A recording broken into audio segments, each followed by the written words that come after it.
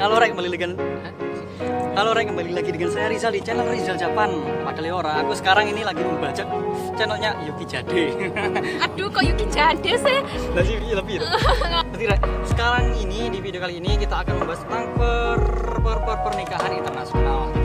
Nah, BTW, kalau tahu nggak kalau udah nikah sama cewek Jepang nanti itu gimana? gimana? Cowoknya itu mungkin bisa menderita. Di Indonesia ngerayain Valentine nggak? Ada sebagian orang iya.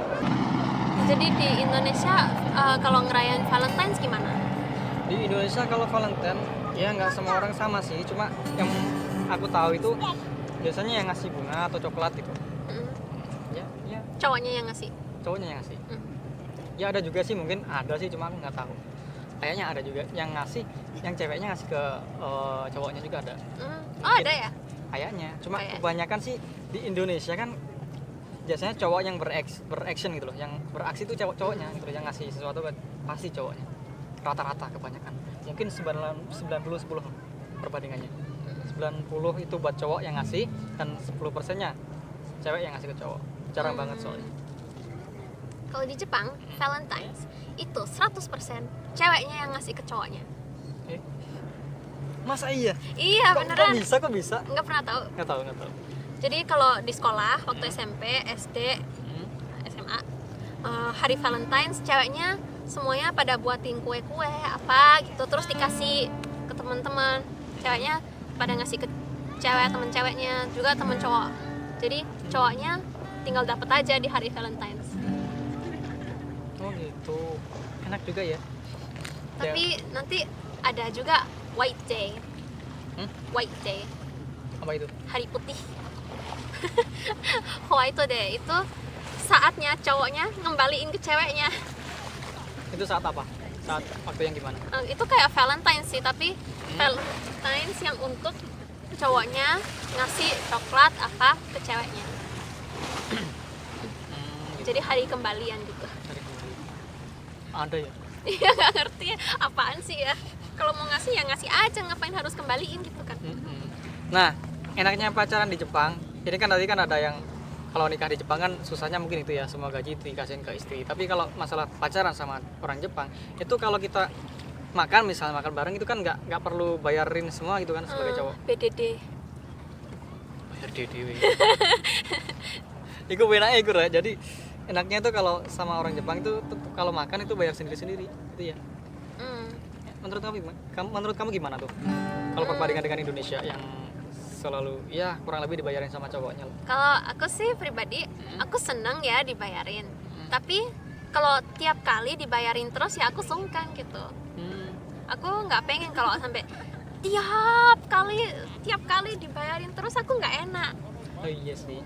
Seenggaknya ya aku juga bisa traktir gitulah ya kadang-kadang. Oh makanya cewek-cewek ulu rungokno duwe wisin. Paham ra? Masuk rasungkan belas sih, masuk cowok terus yang kon bayari kan ngono ya.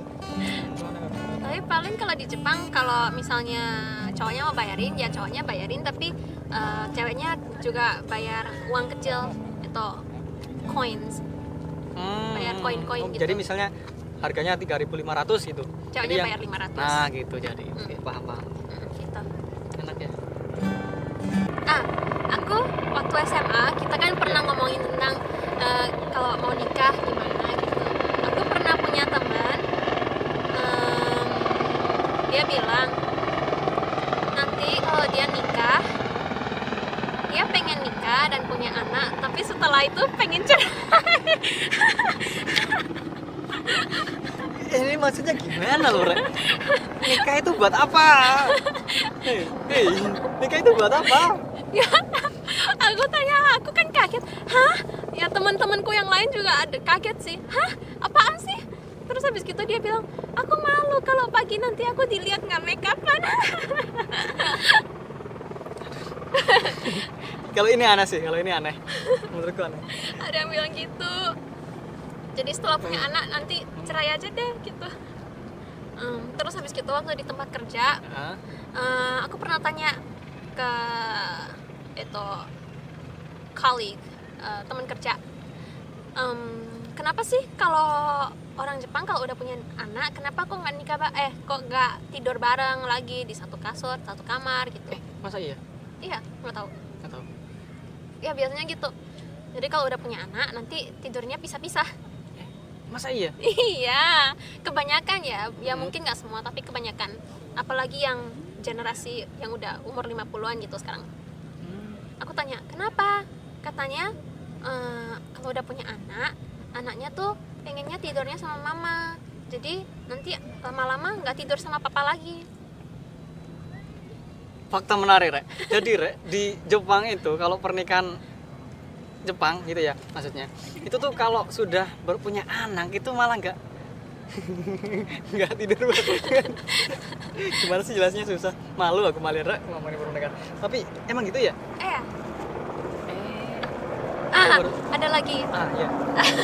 Aku pernah lihat di TV, ada suami istri umurnya sekitar 80-70-an gitulah ya. Terus ini ada acara TV, kalau misalnya ada pasangan yang ngelakuin sesuatu apa gitu, nanti mereka dikasih diskon pas pergi ke supermarket.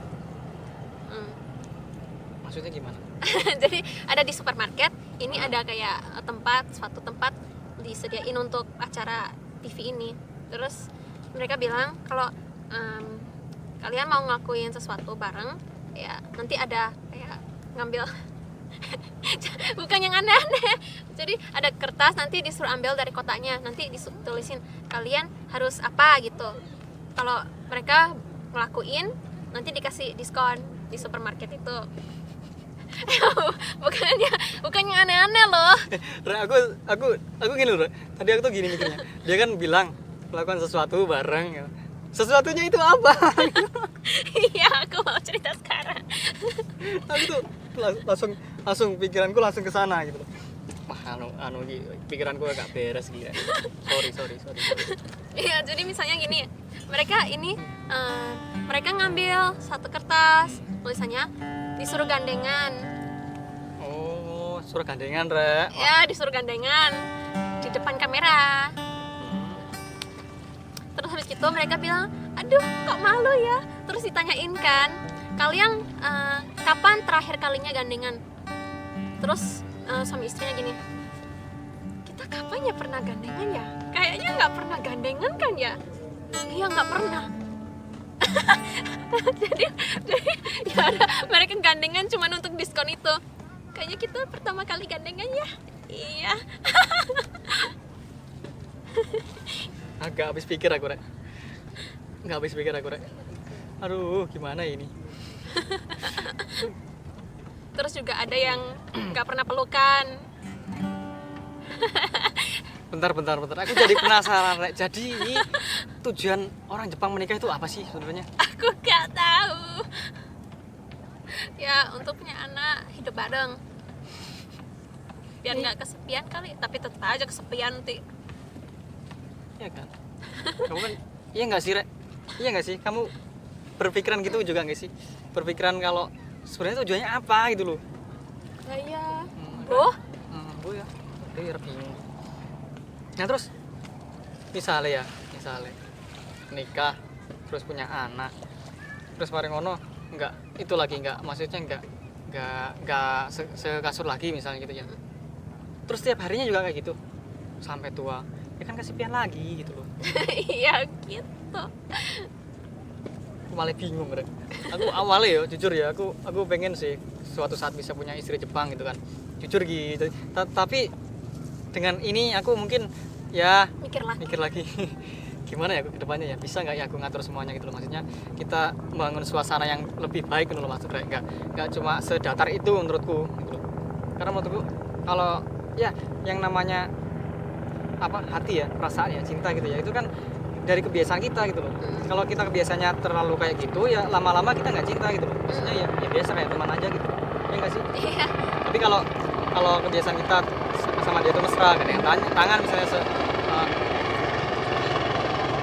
misalnya kita gandengan tangan, itu kan hal kecil kan, tapi itu bisa buat kita tuh benar-benar ngerasakan dia itu milik kita gitu loh. Menurut aku kayak gitu. Iya kan? Iya, menurutku juga gitu sih. Makanya jadi kata orang Jawa itu, pernah dengar gak ini? Tresno itu jalaran saka kulino. Pernah dengar gak? Enggak. Atau jadi cinta itu dibangun dari sebuah kebiasaan gitu loh. Jadi kita kebiasaan bersama, kita udah menjalani waktu bersama-sama dengan kenangan-kenangan kita yang akhirnya membuat kita jatuh hati gitu loh. Kita membuat kita suka. Itu yang akhirnya membuat kita juga susah untuk berpisah gitu. Menurut aku. Ini ngomongin apa sih? Dan di sore kali ini kita sedang mengobrol-ngobrol yang mungkin nggak terlalu penting. Cuma semoga bisa memberikan manfaat lah sedikit meskipun kita ngomongnya nggak penting. Oh sih ya Allah ya Allah. Ya sampai sinilah.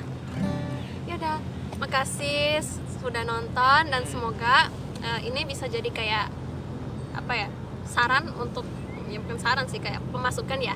Kalau misalnya pengen cari istri Jepang harus mikirin hal-hal kayak gini. Nah, Ya ini nggak bilang semua orang kayak gitu, tapi juga banyak yang kayak gini gitu. lebih baik dipersiapkan mentalnya juga ekonominya. BTW aku nggak kayak gitu. Yara, jadi makasih lah Yara sing wis nonton, makasih semuanya karena kita membahasnya dengan ya dadakan gitu ya, nggak ada persiapan yang harus bahas ini harus bahas itu, nggak ada.